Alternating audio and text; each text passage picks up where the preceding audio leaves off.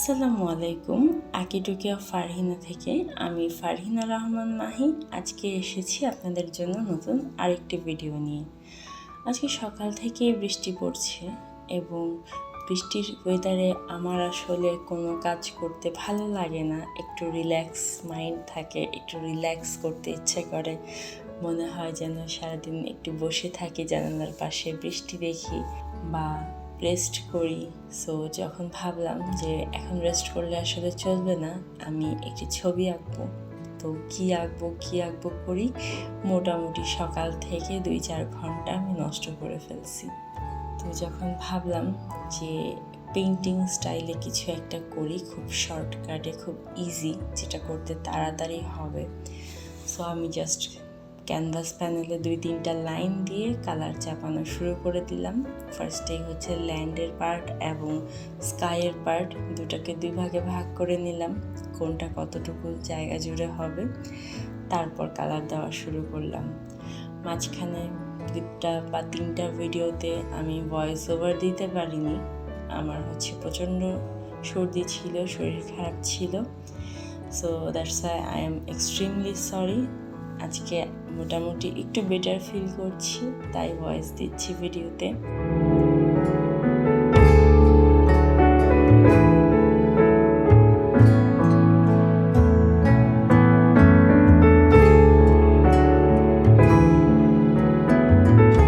Normally আমি যখন realistic পেইন্টিংগুলো করি বা আমার পেজে যারা আমার পেইন্টিংয়ের ভিডিও ছবিগুলো দেখেছেন, তারা দেখবেন যে রিয়েলিস্টিক পেইন্টিংগুলো কিছু কিছু কাজ আছে খুব সূক্ষ্ম। তো সূক্ষ্ম কাজ আমি একটু সময় নিয়ে করি, 2-4 বা 7-8 দিন যা সময় লাগে আসলে। তো সেই পেইন্টিংগুলো করতে গেলে দেখা গেছে এক একটা পেইন্টিংয়ে প্রতিদিন আমি 1.5-2 ঘন্টা করেও সময় দিই, যেন ডিটেল কাজ করা সম্ভব হয় বা ডিটেল কাজ করা যায়। এক একটা সাইডে অল্প অল্প করে ধরে ধরে কাজ শেষ করি। আবার যখন ভিডিওর জন্য বা এরকম ছোট ছোট ক্লিপ ভিডিও নেওয়ার জন্য পেইন্টিং করি, তো ছোট ক্যানভাসে চেষ্টা করি কালার দিয়ে যেন শেপটা কিভাবে ইজিলি ক্রিয়েট করা যায়, এই জিনিসটা আপনাদেরকে শেখানো। তো এখানে দেখতেই পাচ্ছেন যে আমি একটা ব্রাশ দিয়ে শুরু থেকে কালার করছি। আমি বেসিক্যালি মাঝে মাঝে এতই অলস হয়ে যাই যে আর ব্রাশ ইউজ করতেও ইচ্ছে করে না। মনে হয় যে হাতের কাছে যেটা আছে এটাকেই বারবার ক্লিন করে আমি অ্যাপ্লাই করব কালার।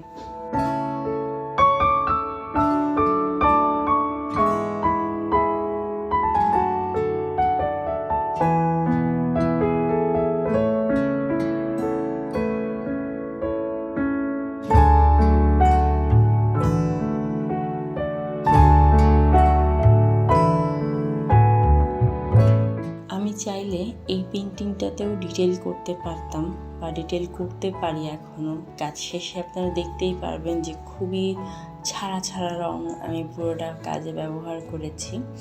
আর যদি আমি চাইতাম যে এটাতে ডিটেল করব, তাহলে ধরে ধরে এক একটা পার্ট একদম এক্স্যাক্টলি যেই ইমেজটা, রেফারেন্স ইমেজটা দেখে আমি এঁকেছি, সেই ইমেজটাতে দেখে দেখে আমি একটু একটু করে ডিটেল করলে পুরোটা সুন্দর একটা ডিটেলড ওয়ার্ক হতো। বাট ওই যে আমি অলস বরাবরের মতোই। আর আমার কাছে একটু পেইন্টিং স্টাইলের আর্টওয়ার্কগুলো বেশি ভালো লাগে। এমন না যে আমি ডিটেল ওয়ার্ক করি না, ডিটেল কাজও করি। আমার পেজের ছবিগুলোতে দেখবেন যে প্রত্যেকটাতেই ডিটেল কাজ করা, বা ক্যানভাসে যেই কাজগুলো আমি করেছি। সো সব ধরনের কাজ করতেই আসলে আমার ভালো লাগে। একরকম কাজ আমি যদি একটা না বেশ কিছুদিন করি, তখন নিজের কাছে একটা একঘেয়েমি চলে আসে। আমি একঘেয়েমি নিয়ে কোনো সময় কোনো কাজ করি না। নিজের মন মতো যখন যেটা ভালো লাগে আসলে, কখনো অ্যাবস্ট্রাক্ট ভালো লাগে, কখনো এক্সপেরিমেন্টাল কিছু ভালো লাগে। ছবি আঁকাটা আসলে এরকমটাই হওয়া উচিত, যে আমি সবসময় একই ধাঁচের কাজ করছি, সবসময় আমি ডিটেল করছি, একই স্টাইলে ব্রাশ চালাচ্ছি, একই রকমভাবে কালার অ্যাপ্লাই করছি। এমনকি অনেককে দেখেছি একই রকমের পেইন্টিং সবসময় করে।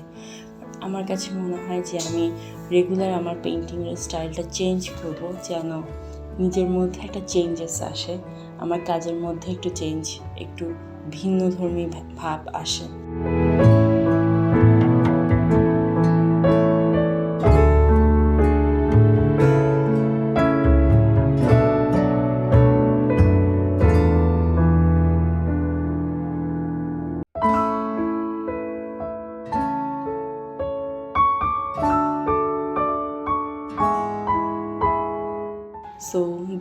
করতে করতে আমি প্রায় আমার পেইন্টিংয়ের শেষ পর্যায়ে চলে আসছি। আমি এখানে জাস্ট কিছু এখন শ্যাডোজ, কিছু হাইলাইটস এগুলো অ্যাপ্লাই করব। আমি এখানে খুব বেশি ডিটেল না করলেও তো বোঝা যাচ্ছে, তাই না, যে একটা আকাশ, একটা রাস্তা, দূরে কিছু ফসলের মাঠ, কিছু গাছ, খুব সিম্পলের মধ্যে সুইট কিছু আঁকার চেষ্টা করেছি আমি এখানে। আশা করি ভিডিওটি সবার অনেক ভালো লেগেছে।